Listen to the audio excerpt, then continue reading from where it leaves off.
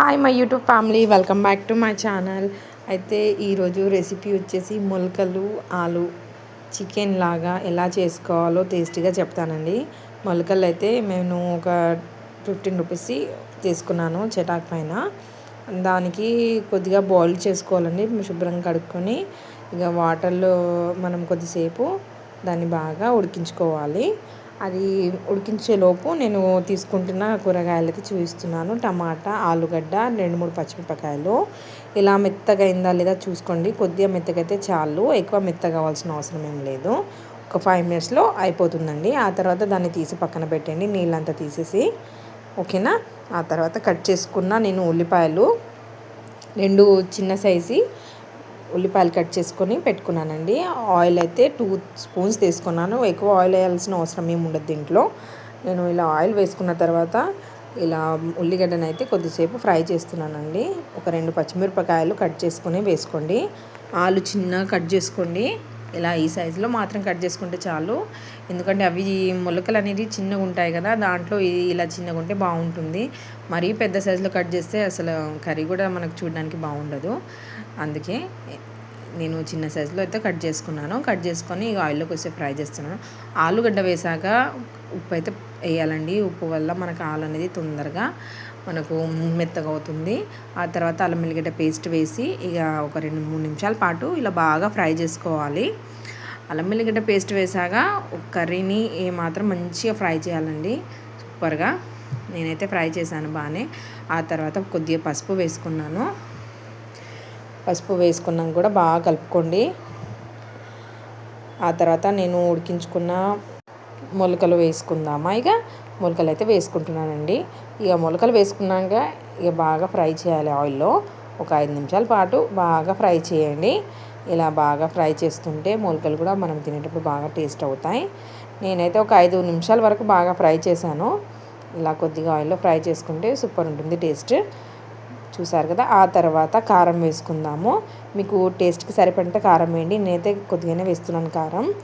మా అమ్మ వారు ఎక్కువ తినరు మొలకల్లో కారం, తక్కువనే తింటారు ఆయన. అందుకే నేను కొద్దిగా పిల్లలు తినే రెసిపీ కూడా మా పిల్లలు కూడా తింటారు కాబట్టి తక్కువనే కారం వేసాను. కారం ఎప్పుడు వేసేటప్పుడైనా కర్రీ మీద మనము కట్ చేసుకున్న ఫ్రై చేసుకున్న కర్రీ మీద వేసుకోవాలండి. ఆయిల్లో అసలు వేయకూడదు, అంత కారం చేదైపోతుంది. కారం వేసుకున్న తర్వాత నేను టమాటాలు వేస్తున్నాను. చూస్తారు కదా. ఒక పెద్ద సైజు టమాటా, నిమ్మకాయ పెద్దంత సైజు తీసుకున్నాను. ఒక టమాటా అయితే ఇలా కట్ చేసుకున్నాను. టమాటా అయితే కొద్దిగా మెత్తగా అయ్యే వరకు ఫ్రై చేయాలి బాగా. కర్రీని కొద్దిగా మెత్తగా అయితే చాలు. ఆ తర్వాత దీంట్లో నేను వేసే మసాలాలు, ఇది కొబ్బరి పౌడర్ ఒకటండి. ఆ తర్వాత పల్లీల పౌడర్ 1 స్పూన్ అండి, నువ్వుల పౌడర్ 1 స్పూన్, ధనియాల పౌడర్ 1 స్పూన్. ఈ 4 అయితే వేస్తానండి. మీరు వేసుకుంటే వేసుకోండి, లేకపోయినా పర్లేదు. కానీ ఇది మాత్రం వేస్తే చాలా టేస్టీగా ఉంటుంది. ఇలా వేసుకొని ఇప్పట్లో అందరు వేసుకుంటున్నారండి. ఇలా వేసుకొని మీకు ఈజీగా మార్కెట్లో కూడా దొరుకుతాయి పౌడర్స్. లేకపోయినా మీరు హోమ్లో కూడా మంచిగా చేసుకోవచ్చు. ఇంట్లో మ్యాక్సిమం అయితే ఇంట్లో చేసుకున్నవి యూజ్ చేయాలి. నేనైతే ఇంట్లో చేసుకొని పెట్టుకుంటానండి. సరేనా. అయితే చూసారు కదా. కొద్దిగా వాటర్ వేసుకోండి. ఇక మసాలాలు వేసుకున్నాక టమాటా కొద్దిగా మెత్తగా అయినాక మసాలాలు వేయాలండి. టమాటా అనేది కొద్దిగా ఉడికితే మనకు టేస్ట్ బాగుంటుంది కాబట్టి ఉడికినాకనే వేసుకోవాలి. ఇక తర్వాత ఇంకొద్దిగా వాటర్ 1/2 గ్లాస్ వేసుకుంటున్నాను నేను. ఈ వాటర్లో మన మసాలాలంతా కర్రీ అంతా దాంట్లోనే మసాలా అంతా ఉడికి టేస్ట్ అయిపోతుందండి. నేనైతే మీడియం ఫ్లేమ్లోనే చేస్తున్నాను. ఆ తర్వాత కొత్తిమీర పుదీనా వేసుకోండి కొద్దిగా. కర్రీ అయ్యే వరకు నేను దోశ చేస్తున్నానండి టిఫిన్లో. అయితే నేను దానికి పక్కన స్టవ్లో తాలింపు వేస్తున్నానండి చట్నీకి. అది కూడా రెడీ అయిపోయింది. మార్నింగ్ అయితే హడావుడి ఉంటుందండి. మొత్తం పని ఫాస్ట్ చేసుకునేది ఉంటుంది ఏదైనా సరే. ఈ చట్నీ కూడా అయిపోయింది నాకు. మా వారు తొందరగా వెళ్తారు, మార్నింగ్ 8 లోపే వెళ్ళిపోతారు. ఆయనకు ఆ లోపే లంచ్ బాక్స్ టిఫిన్ అంతా రెడీ చేసి ఇచ్చేసేయాలి. దోశ చూసారు కదా ఎంత బాగా పొంగిందో. పిండి అనేది పొంగింది చూస్తే ఎంత హ్యాపీ అనిపిస్తుందండి. అబ్బా, ఆ హ్యాపీనెస్ వేరు, ఎంత బాగా అనిపిస్తుందో. అయితే ఈ దోశ పిండి కూడా బాగానే అయిపోయింది నాకు రెడీ. ఈ కర్రీ కూడా రెడీ అయిపోతుందండి. అదే వాటర్లో చూసారు కదా, బాగా రెడీ అయిపోయింది కర్రీ.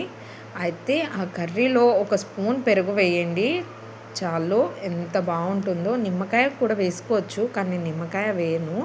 మీరు వేస్తే వేసుకోండి, అలా కూడా బాగుంటుంది. కానీ నేను మాత్రం ఒక స్పూన్ పెరుగు వేస్తానండి. చాలా బాగుంటుందండి, చాలా టేస్టీగా ఉంటుంది కర్రీ అనేది. చాలా బాగా అద్భుతంగా టేస్టీగా రెడీ అవుతుంది. మీరు కూడా డెఫినెట్లీ ట్రై చేస్తారని నేను అనుకుంటున్నాను. చూసారు కదా, ఇంకో 5 నిమిషాలు అయితే మీ కర్రీ అనేది రెడీ అయిపోతుంది. చాలు. ఈ వీడియో నచ్చితే లైక్ చేయండి, సబ్స్క్రైబ్ చేయండి, ప్లీజ్ షేర్ కూడా చేయండి. కర్రీ అయితే రెడీ అయిపోయింది. మా వారికి టిఫిన్ కట్టేస్తున్నానండి. ఇక ఆయనకు టిఫిన్ చేసే టైం అయిపోయింది. ఇక బ్రేక్ఫాస్ట్ చేసి వెళ్ళిపోతాడు, అందుకే ఫాస్ట్గా దోశ వేసేస్తున్నాను తన కోసం. దోశ అయితే రెడీ అయిపోయింది తన కోసం. ఆయనకి ఇక ఇచ్చేస్తే హ్యాపీగా తినేస్తాడు. తినేసి తను వెళ్ళిపోతారు. Thanks for watching my videos. Thank you so much. Please subscribe చేయండి, షేర్ చేయండి. Thank you.